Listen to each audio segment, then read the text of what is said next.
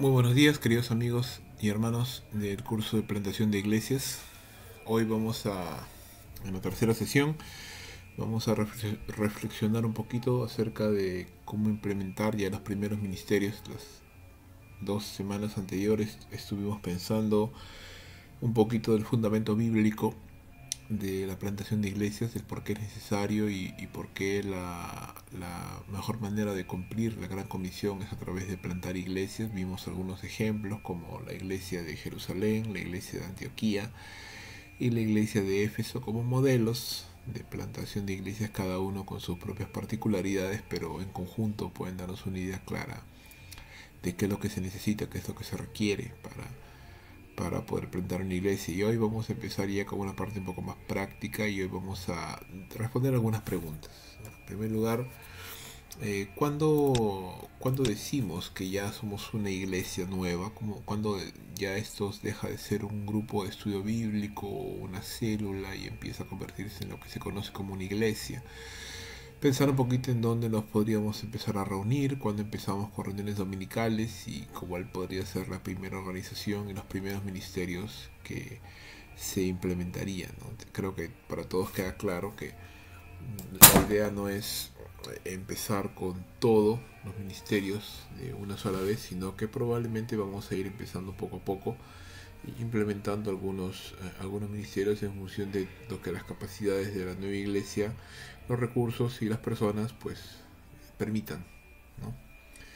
Entonces, lo primero que queremos pensar es cuándo decimos que ya somos iglesia, cuándo podemos calificar ya a un grupo y dejar de pensar ya como una célula, sino ya empezar a pensar como una iglesia.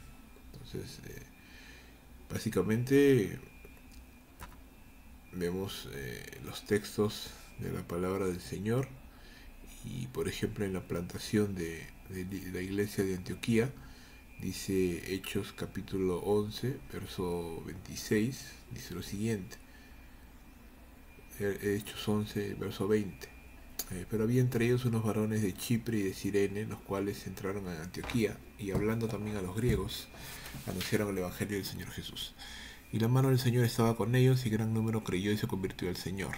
Llegó la noticia de estas cosas a oído de la iglesia que estaba en Jerusalén y enviaron a Bernabé que fuera hasta Antioquía. Y cuando llegó a ese lugar y vio la gracia de Dios, se regocijó y exhortó a todos a que con propósito de corazón permanecieran fieles al Señor. Porque, dice, era varón bueno, lleno del Espíritu Santo y de fe. Y una gran multitud fue agregada al Señor. Después fue Bernabé a Tarso para buscar a Saulo y hallándole le trajo a Antioquía. Y se congregaron allí todo un año con la iglesia y enseñaron a mucha gente y a los discípulos se les llamó cristianos por primera vez en la iglesia. Entonces aquí vamos a ver algunos eventos que empiezan desde la proclamación del evangelio por parte de unos creyentes, el respaldo de Dios a esta labor, el envío de un líder preparado, dispuesto para poder presidir en esta nueva obra. Dios sigue respaldando esa obra y allí cuando ya se dan estos componentes, aquí recién se le llama iglesia, ¿no? A esta congregación de creyentes. Entonces, ¿qué vemos en este pasaje que acabamos de leer? Lo primero que vemos es evangelismo de creyentes, ¿no? Creyentes evangelizando, creyentes llevando a cabo la labor de la proclamación del evangelio. Y vemos un respaldo de Dios en el sentido de que hay respuesta, hay personas que están creyendo, hay personas que están pasando de muerte a vida, hay personas que están siendo salvas. Entonces vemos el respaldo de Dios a este esfuerzo evangelístico de los creyentes. Luego vemos la llegada de un liderazgo aprobado y validado por la iglesia de Jerusalén. Vemos que es enviado Bernabé, y Bernabé era un hombre ya conocido por los apóstoles. Y este hombre, al ver el resultado, y se le reconoce aquí como la gracia de Dios, al ver la gracia de Dios evidenciada en labores evangelísticas fructíferas, pues él se goza y exhorta y anima a los hermanos a que continúen firmes en el camino del Señor y empieza una labor ya de enseñanza, para lo cual, ya como hemos leído, pues Bernabé va y busca a Saulo Tarso, ¿no? Y nuevamente vemos respaldo de Dios, porque ahora no solamente hay crecimiento numérico, pero también hay crecimiento espiritual. Los creyentes empiezan a madurar, Dice la escritura que allí en la iglesia, y ya se le denomina, se le reconoce como iglesia, y en la iglesia se les llama a los discípulos de Jesús, se les conoce por primera vez como cristianos. Entonces hay varios componentes allí que es bueno entender. Vamos a ver otro texto y vamos a ver luego cómo encajan todos estos. Hechos capítulo 14, verso 21 dice: después de anunciar el evangelio a aquella ciudad y de hacer muchos discípulos, volvieron a Listra, a Iconio y a Antioquía, confirmando los ánimos de los discípulos, exhortándoles que permanecieran en la fe y diciéndoles: es necesario que a través de muchas tribulaciones entremos en el reino de Dios. Y constituyeron ancianos, dice, y notemos esto, dice, en cada iglesia. Y habiendo orado con ayunos, les encomendaron al Señor en quien habían creído. Entonces aquí el patrón es bastante parecido al anterior, porque vemos también, aquí en este caso, la plantación de iglesias en Iconio, Derbe, Listra y Antioquía, vemos evangelismo igual. Vemos una labor evangelística que es respaldada por Dios, porque hay personas, hay fruto de esa labor. Y hay un discipulado, vemos a Pablo animando, confirmando los ánimos de los discípulos, esa es una labor de discipulado, y el establecimiento de líderes, en este caso no es como la iglesia de Antioquía, que el pastor, el líder que empezó a presidir sobre la iglesia fue un hombre enviado por otra iglesia, sino en este caso vemos que son levantados hombres de la misma iglesia, ¿no? Locales, como ancianos o pastores para presidir en las diferentes congregaciones locales. Y aquí vemos que se les denomina también iglesias a estas congregaciones. Y congregaciones locales presididas por ancianos y compuestas de creyentes, ¿no? Igual no son tan imponentes, tan grandes como la iglesia de Antioquía, pero también se les conoce como iglesias a estas congregaciones locales. Entonces, en resumen, podríamos decir de una manera bastante básica, obviamente hay definiciones mucho más complejas, pero queremos ser lo más básicos posibles para poder entenderlo y poder saber cómo aplicarlo luego a la vida ministerial. Dice, podemos decir que una iglesia en su definición más básica es una asamblea de creyentes presididos por uno o más ancianos debidamente reconocidos que se reúnen periódicamente para compartir el evangelio al mundo perdido, ser discipulados, adorar y servir al Señor y tener compañerismo cristiano. Entonces, independientemente de dónde se reúnan o cuántas veces a la semana se reúnan, si hay creyentes en Jesucristo y si hay por lo menos un anciano eh, establecido para presidir en esa iglesia, entonces estamos hablando ya de una iglesia cristiana por sí misma, ¿no? Entonces ya entendiendo esto, y es importante esto porque cuando nosotros empezamos labores ministeriales en una célula, realmente lo que estamos plantando son las semillas de una iglesia. Y obviamente hay que considerar algunas cosas más que vamos a verlas en unos minutos antes de poder decidir si esta célula es una iglesia, pero debe de quedar claro que lo que hace a una iglesia no es un templo, no es equipos de alabanza, no es un programa elaborado o un liderazgo específico, sino básicamente es la congregación de personas que creen en Jesucristo y que se reúnen periódicamente bajo el liderazgo de un anciano, pastor o de varios, con los propósitos ya mencionados anteriormente.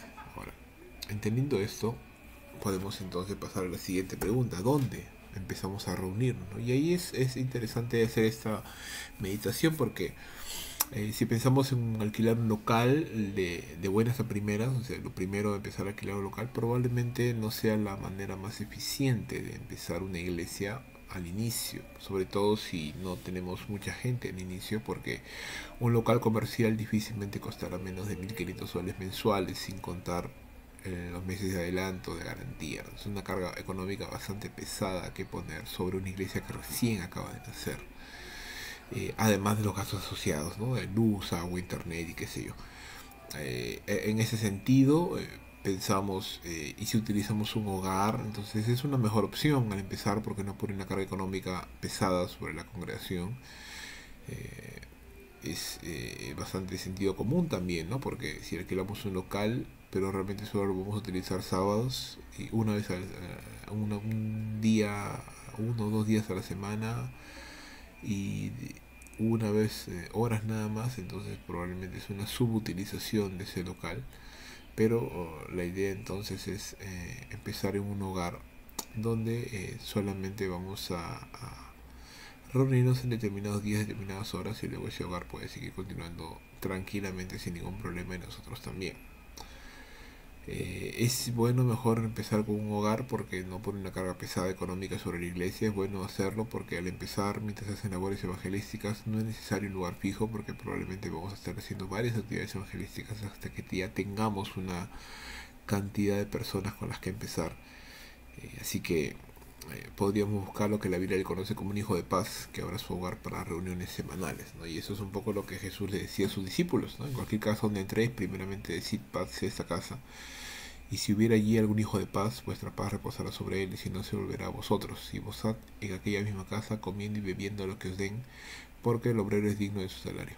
No os paséis de casa en casa, en cualquier ciudad donde entréis y os reciban, comed lo que os pongan delante, y sanad enfermos que hay en ella, y decirles se ha acercado a vosotros el reino de Dios. Este hombre de paz es una persona que no necesariamente es creyente, pero que tiene la predisposición de abrir su hogar para poder empezar reuniones semanales de estudio bíblico, donde vamos enfatizando el mensaje evangelístico, el mensaje del evangelio a la comunidad, las personas a las cuales estamos llegando. Y ese es el modelo del Nuevo Testamento. Hechos capítulo 5, 42 menciona esto, que los creyentes se reunían en el templo y en las casas, y se reunían para predicar de Jesucristo. Pablo mismo a los ancianos en Éfeso les testifica lo mismo, ¿no? Que todo el tiempo que estuvo en Asia, sirviendo al Señor con lágrimas y pruebas y humildad, él constantemente también enseñaba públicamente y por las casas acerca del testimonio de Jesucristo. Entonces, el modelo de reunirnos en casa no es algo extraño a las Sagradas Escrituras, es bastante común, y tal vez ese es el mayor reto, ¿no? Encontrar un hogar. Ventajas hay bastantes, ¿no? Es un menor costo al inicio, porque muy probablemente no nos van a cobrar un alquiler, porque solo nos estamos reuniendo una vez a la semana, probablemente 2 veces a la semana, y eso ya es bastante. Hay un mayor compañerismo y formalidad que propicia la comunión, y al inicio es necesario tener comunión, es necesario poder estrechar lazos rápidamente con personas, porque la idea es que estamos ganando personas para Cristo y necesitamos ser lo más intencionales posibles en ese sentido. Y una reunión en una casa se presta para esta informalidad, entre comillas, que nos ayuda a acercarnos y estar más cerca de las personas. Representa una menor amenaza para los invitados, que serían más proclives a asistir a una casa que asistir a un templo. Permite evaluar la plantación de una iglesia, porque si pasa cierto tiempo y me doy cuenta que no hay fruto de esa labor, entonces probablemente, como decía el pastor Miguel Núñez, o tenga que hacerme las siguientes preguntas: o yo no he sido llamado al ministerio, o no he sido llamado aún, o no es el lugar donde Dios aún quiere empezar una obra, ¿no? Yo siempre digo, no tenemos que orar a Dios para preguntarle si es su voluntad plantar una iglesia. Siempre es su voluntad plantar una iglesia, eso es parte de la gran comisión. La pregunta no es si quiere plantar una iglesia, la pregunta es dónde y en qué momento, ¿no? Entonces, empezar en un hogar reuniéndose algunas semanas es un buen plan piloto que nos puede llevar a evaluar si realmente el Señor nos está abriendo puertas para que empiece una obra o no. Y si al final pues se da el caso de que no, pues no hemos perdido dinero, no hemos hecho tantos drásticos cambios, y es fácilmente manejable. Obviamente es una menor inversión inicial en el sentido de equipos, sillas, que normalmente los hogares tienen ya de por sí, y propicia un discipulado más eficaz justamente por la misma eh, predisposición a la informalidad, ¿no? A hacer un grupo más reducido. Eso no significa que reunirse en casas es la panacea, ¿no? Es el remedio perfecto, no, tiene sus desventajas. Cuando solo nos reunimos en casas, pudiera desarrollarse una mentalidad de manada pequeña, es decir, somos 10 personas y nos acostumbramos a ser los 10 porque como en un hogar, en una sala se ven bastantes, simplemente cesamos en nuestro esfuerzo evangelístico y ya no queremos continuar creciendo porque nos parece que es demasiado ya la cantidad que somos. Al ser un hogar que obviamente está utilizado para otro tipo de actividades, probablemente se nos limita a 1 o 2 reuniones por semana máximo, ¿no? No queremos tampoco incomodar a los dueños del hogar, así que en ese sentido somos un poco limitados. Cuando ya tenemos familias con niños, es decir, cuando ya empiezan a llegar familias con niños a la célula, a la casa, entonces ya se hace bastante difícil manejar a pequeños, a menos que cuentes con más ambientes aparte de la sala, ¿no? Que te puedan dar un patio, un lugar donde puedas tener a los niños. Pero ya eso empieza a ser un poco incómodo, empieza a ser un poco inmanejable y a la medida que sigue creciendo, pues ya llega un punto en que eso ya no se puede trabajar de esa manera, ya tenemos que pensar en salir a un lugar donde con libertad podemos escuchar el Evangelio para los niños. Limita el evangelismo por la misma mentalidad de manada pequeña, porque vemos que todo está lleno, entonces ya como que instintivamente dejamos de predicar, dejamos de invitar. Y puede llegar a ser muy incómodo si es que hay muchos asistentes y, por ejemplo, estamos en un mes de verano muy caluroso. Entonces, ya esos son ciertos indicativos de que ya necesito mudarme, ya a buscar un mejor lugar, porque ha crecido la obra, ¿no? Y qué bueno, y Dios quiera que siempre sea así. ¿Cuándo empezamos con reuniones dominicales? Bueno, dicen los expertos, en algún momento, cuando ya tengamos, en algún momento de la vida de la célula, cuando ya tengamos una asistencia promedio, ¿no? Por determinados días, no decimos, no queremos pensar que a la primera oportunidad que tengamos más de 30 personas ya queremos empezar una iglesia, no, probablemente vamos a esperar algunas semanas, y si vemos que la asistencia promedio es de mayor de 30 personas, que incluyen familias completas, es decir, padres, madres, hijos, pequeños, niños, jóvenes, adultos, adultos mayores. Hay una variedad de edades, entonces ya es necesario establecer la iglesia como tal, con plenos derechos y características, es decir, con todas las cosas que una iglesia puede hacer y que puede hacer, bueno, bautizar nuevos creyentes, celebrar servicios dominicales, por lo menos uno al inicio, probablemente más según vaya creciendo, celebración de la Cena del Señor, ¿no? Y eso es muy importante, establecimiento de liderazgo en la iglesia, el liderazgo inicial por lo menos, que nos va a ayudar a llevar la obra adelante, ya empezar a enseñar y esperar la mayordomía cristiana de los miembros, es decir, que empiecen a diezmar, a ofrendar si es que ya no lo han hecho. Es algo bueno enseñar a los creyentes desde la célula, desde el tiempo de que puedan orar y puedan ofrendar, perdón, puedan empezar a diezmar. Y obviamente también la disciplina del Señor. Entonces, una vez que ya tenemos una cantidad de personas, recapitulando, ya importante, más de 30 personas, familias, entonces ya tenemos que pensar a poner orden en todo el relato y todo el ministerio que se está empezando a desarrollar. Entonces, cuando ya tenemos una cantidad de personas que es inmanejable reunirse en un hogar, entonces algunas iglesias toman la decisión de dividir esa célula en dos. No estoy tan de acuerdo necesariamente con esa estrategia. Ahora, con el paso del tiempo, pienso que si esa célula empieza a crecer, pues deberíamos ya pensar en convertirla en una nueva iglesia, ¿no? Lo que significa que necesitamos un pastor, necesitamos líderes, necesitamos organizar esa nueva iglesia y la labor evangelística continuar por medio de otras personas, ¿no? Si ya tenemos una cantidad importante de personas, entonces ya y están diezmando, están ofrendando, ya se han acostumbrado a eso porque les he enseñado desde antes, entonces probablemente ya es hora de empezar a alquilar un local, ¿no? De ser posible céntrico, de fácil acceso, pero obviamente dentro de las posibilidades económicas que se tienen, no queremos meter en problemas a nadie. Se debe definir una reunión de oración y de ayuno por inauguración, es decir, se establece una fecha de corte, ¿no? Es decir, si ya tenemos 4, 5 meses, 6 meses en esta célula y vemos que el Señor está respondiendo, vemos que hay nuevos creyentes, vemos que hay entusiasmo, hay gozo, hay alegría, entonces probablemente voy a definir una fecha de corte. De acá a un mes vamos a ya empezar a hacer la plantación oficial de la nueva iglesia. Necesitamos sillas, necesitamos un montón de cosas ya para poder empezar a planificar ese día de inauguración, ¿no? Folletos evangelísticos, mobiliario para la reunión, programa del servicio, compartir la comida para el servicio, entonces para ese servicio de inauguración. Entonces son cositas que tenemos que irnos preparando, ¿no? Cuando hablamos de mobiliario estamos hablando de sillas, ¿no? De plástico reforzadas. Ahí estamos dando algunos costos para que más o menos tengamos una idea, ¿no? Un millar de folletos evangelísticos aproximadamente vale 35 soles. Un púlpito aproximadamente 320 soles, uno sencillo. Un parlante con consola aproximadamente 600 soles de mediana calidad. Y otras cosas un poquito más caritas como un proyector con ecran, una laptop, computadora para la proyección, canasta para diezmos y ofrendas con sobres.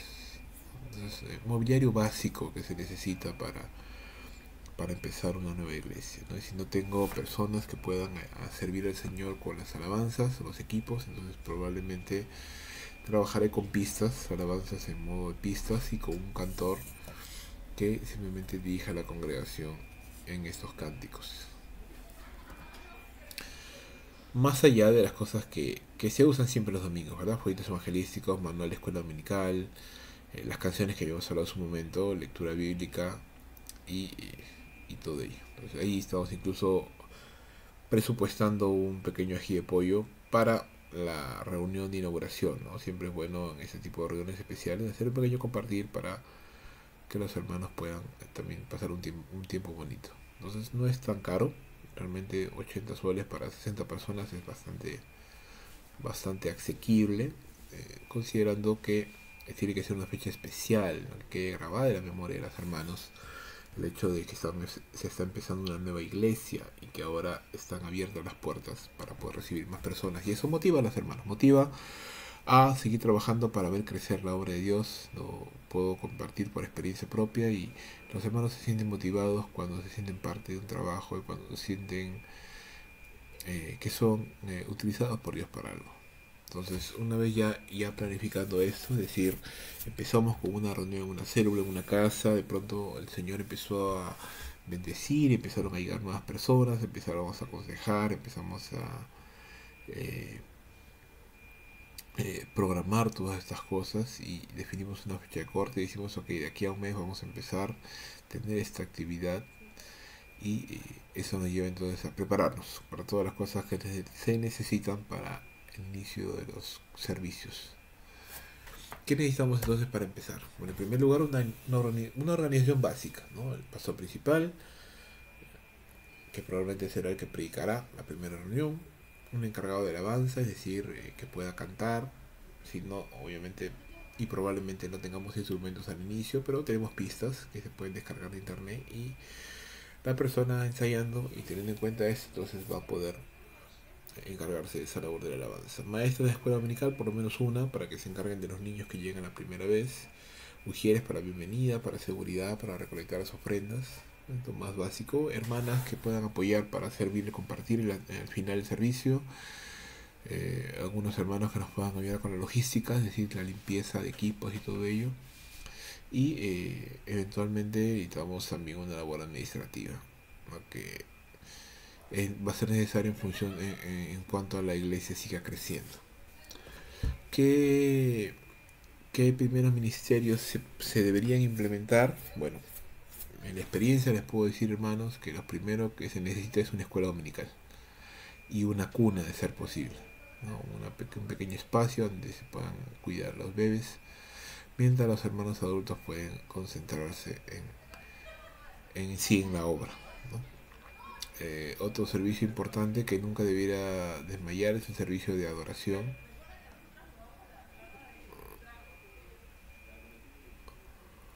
Y eso es importante.